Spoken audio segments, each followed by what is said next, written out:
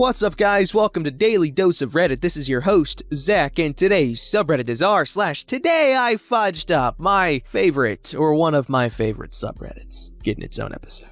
Don't forget to like, subscribe, and hit that bell to never miss an episode. This story's called Today I Fudged Up by trying to gift my boyfriend some sweet undies and subsequently spoiling his surprise proposal plans. Love the alliteration there. Fun. About 3 weeks ago, I began preparations to get a nice gift for my boyfriend, who I'll call Ray, to celebrate 4 years of dating. We live in a terribly humid place, and all summer he's been complaining about how sweaty his ass and balls get whenever he goes outside. He's been buying the same brand of cotton boxer briefs since we started dating. I thought it would be a nice homage to our great relationship, a great way to take care of the butt I get to squeeze on the regular, to splurge on a male subscription service to some silky, micromodal underwear. They are pricey, but known for being wicking, cooling, and overall very nice on the buns and balls. I ordered the first pair to present to him on the day of, and set up for a pair to be delivered monthly thereafter.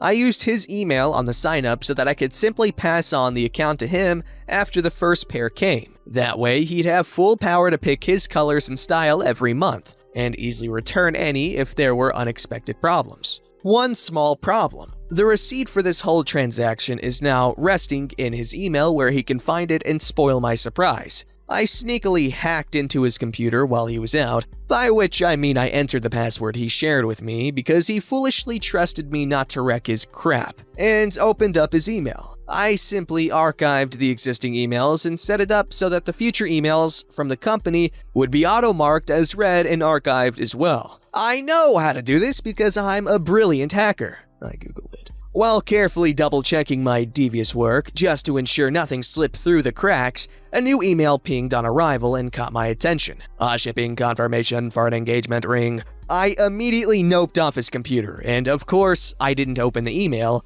but the damage is done. Secrets out. My heart fell right through my butt, you guys. I actually died, and now I'm ghostwriting this. Oh, ghostwriting. Oh, you missed an opportunity there, man. I probably should have pretended I never saw that and taken the secret to my grave, but I was too pumped and couldn't keep it in. Within the hour, I broke down and called Ray to sheepishly confess what I had done. He wasn't angry, but sadly disappointed that I spoiled the surprise. Here's the kicker. He didn't actually propose yet and still intends to make a thing out of it. My punishment for snooping is that the suspense is killing me. I've been forbidden from telling anyone that we're getting engaged until it's officiated. Every time we go out, the suspense that this may be the night drives me crazy. A romantic date at the beach the other evening ended with me saying, "Damn, I thought for sure we were getting engaged tonight." "Why would you think that I'm gonna propose to you?" he said. "That sounds like something you wouldn't know about because I keep it secret in my personal email." Now he started intermittently faking me out. The other day, he walked into the kitchen and presented me with a little hinged box, which turns out to contain a tie pin from his work. He keeps getting down on one knee, looking up at me and saying, "Gotta tie this shoe." The emotional stress of keeping this exciting secret within me, not sharing it with coworkers or family or anyone, is maddening. Every false start sends my heart right back into my butt. One more thing, I somehow screwed up the email settings. The shipping confirmation for the underwear didn't get archived on arrival, and he saw it within a few hours. So that surprise got spoiled too. Turns out I'm not a master hacker, and my attempts have only brought woe into this house. I guess it's not all bad. He reports that the pair boxer briefs that arrived are very nice to wear, and I do enjoy squeezing his buns in them. If we ever do actually get married, it'll be nice to be hitched to a guy with sweet, silky buns and balls. Well, that's a cute little story. However, I thought you had confessed to going through his email, or not necessarily going through it, but just opening his email. How did you explain your snooping behaviors? Because if he just found out from the email that arrived and not from you telling him, I'm confused as to what? Anyways, that was a cute story. I'm glad it's worked out more or less, but you just delayed your engagement by at least 4 months. This story's called Today I Fudged Up by Taking LSD and Pretending to be French for 10 Months. Throwaway for reasons. So this was more of a screw-up that happened quite a while ago, which only just caught up to me a few weeks ago, so also not today. About 11 months ago, I moved into a new house as a temporary sort of thing until I could get the money together to sort something out properly. I was hoping to have already moved out by this point. On my second day after I finished unpacking, I decided to break the house in with a nice acid trip. I brought some with me that I'd recently bought but not had the chance to use yet. Things were going well with the trip, but then it seemed to be getting really intense and I quickly realized that the tabs were much stronger than I had been told they were. And I thought being locked up in the unfamiliar house wasn't helping me relax. So I figured the best thing to do to relax would be to go for a stroll because I was starting to get pretty overwhelmed at that point. So I left the house to start my walk and my next door neighbor happened to be just arriving at the same time. It's a street of tightly packed terraced houses, so next door's door is about 1 meter away from mine. I'd not met anybody on my street yet and didn't realize this was a friendly, tight-knit community where people talk to each other. She said something along the lines of, "Hello, nice to meet you. My name's..." her name. "Are you new to the area?" So basically, I do this thing sometimes when people try to sell me things on the street, etc., where I pretend I can't speak English. I remember a few words from my GCSE French, so I just say some nonsense sentences, and then people usually leave me alone. In the state I was in, this conversation seemed it would be way too intense for me, and French just sort of came to me as my default response to the situation. My exact words were, "Je voudrais une boulangerie." Oh, there was an attempt. And I shrugged my shoulders a bit with a weak smile. She just left me to it after that, and I got on my way. I did my walk and got home about 2 hours later. I was tripping majorly, so the walk ended up taking a lot longer than it needed to. When I got home, though, my next-door neighbor was standing in her doorway talking to another neighbor who was standing outside. I tried to keep my head down because I couldn't handle any more human interaction, but she waved at me and said, "Bonjour!" So I instinctively returned the bonjour and got inside my house as fast as possible. When I got in, I started freaking out straight away because I realized that I'd just become French and now 2 of the neighbors think I can't speak any English.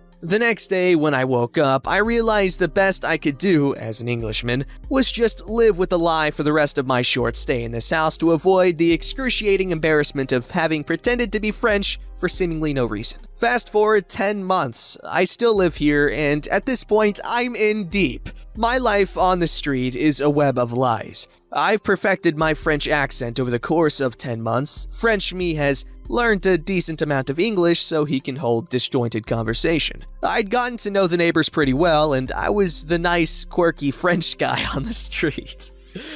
I didn't let the lie slip ever because every day and every conversation I had just meant that it would be even worse if anyone ever discovered I wasn't French. If I had friends come over, I don't have many so it wasn't too bad, they knew to never speak to the neighbors because of my strange situation. Most of them found it amusing, at least. Things were going okay, and I wasn't too worried about being exposed anymore because I'd gotten so used to it. I'm not home that much, and when I am, I rarely leave the house for any reason, so I only had to do it for maybe 5 minutes a day when I was out on my street. If anything, it was a nice way to spice up my day when I got to take on my French persona. French me, somehow, had much better social skills than the real me, even if his English was a bit limited. But then there was the day it all came crashing down. I was walking to my car and saw one of my neighbors coming towards me from the opposite direction with someone else next to her I didn't recognize. She stopped to say hi, as she normally does, and then she says to her friend,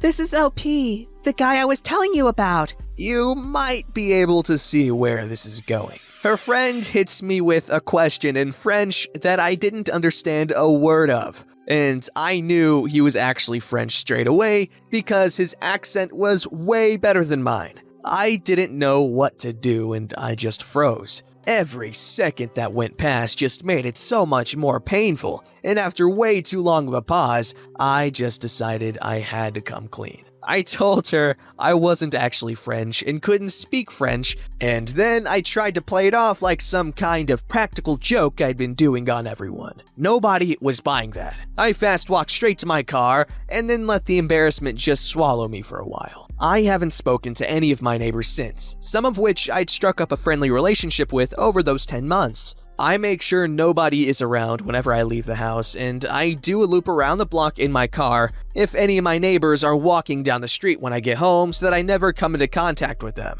Every time I think about the day I was discovered, the embarrassment physically hurts me. Edits. I didn't think this post was going to catch much attention, and I'm praying none of my neighbors use Reddit and see this and decide to come over to talk to me about all this. Some people seem to have a hard time believing that I thought keeping it going for 10 months would actually be a good idea. I'd like to remind people that when I made the decision to keep it up, this was supposed to be a very temporary living situation for me. Honestly, you should have just come clean like right away after that first encounter, obviously. Oh, I wasn't really feeling well, and I kinda panicked and spoke in French, which is something I kinda do, and just tell her everything you told us, and then it's fine. They're like, oh, I understand. Well, it was nice meeting you, da-da-da-da-da, and now you have a cool little introduction story thing. And you'll be seen as charming and funny once you admit your faults. And everyone doesn't see it as a bad thing because you're admitting it and you're being open about it and you're putting it out there in the open, so it's not weird.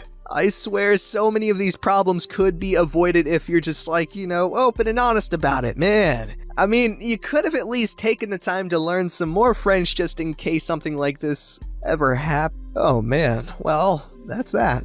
This story's called Today I Fudged Up a Marriage. Obligatory, this didn't happen today, but a couple of weeks ago. So I sometimes drive for rideshare companies to make extra cash and keep me off of the couch. I live in a touristy area that booms during summer months, and vacation rental homes are common. So common that I sometimes do pickups and drop-offs at the same houses for different people week to week, and family-friend groups of people renting the homes are the norm. One particular day, I dropped off a guy at a beautiful home near the beach that I had picked up a guy from just an hour or two prior. So as we arrive, I mention this to the rider. Hey, I just picked up one of your buddies from here about an hour ago. No, must be the wrong house. Nope, he walked right out of that side door. I dropped him off at name's local bar. His girlfriend is still in there though, she stayed behind. I had seen her kiss him goodbye at the door, but didn't mention this to the rider. You guys having a family-friend vacation? This is a family-owned home. It's been in my family for years and we don't rent it out. Nobody lives here but me and my wife, and I've been in New York for work the past 4 days.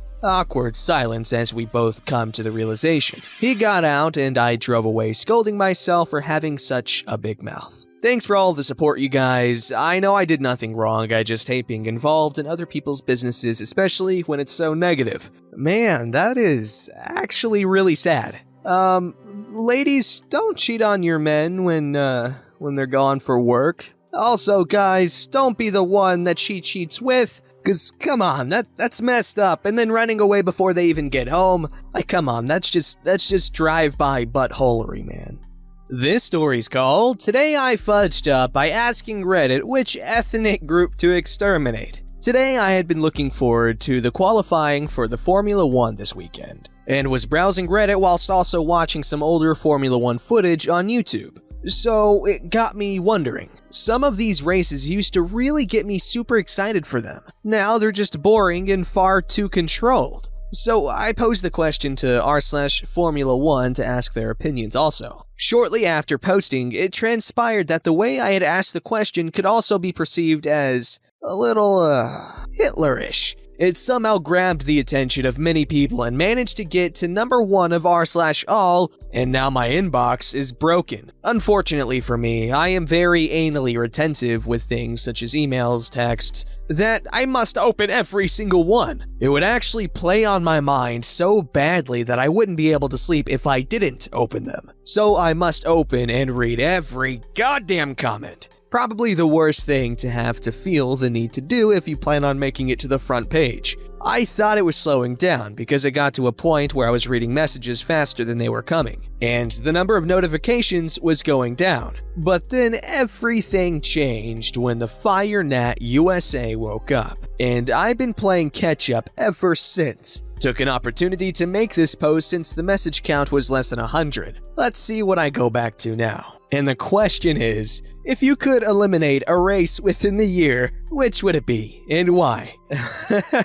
From my perspective, and it's not going to be a popular one, but it would have to be Monaco. As years have gone by, it's become too much of a procession or parade than a race for me. Not enough space or opportunities to overtake on the circuit, making it more of a team tactics battle rather than a race. I do like the addition of some of the recent circuits such as Singapore and Azerbaijan, as they have great opportunities for overtaking with some smart planning on the driver's part. The original post has now made it to be #1 post of all time in r/Formula 1 somehow. As of 19:42 p.m. GMT, I still have over 600 responses to read through. I'll be reading them all, but I won't necessarily be responding to them. I'm really glad that I can make a lot of you smile and laugh today. That wasn't the original intention, but it's a great positive to take away from this experience. Well, that's an interesting mess up, and good job. That's really creative wording on your part. Don't forget to like, subscribe, and hit that bell to never miss an episode.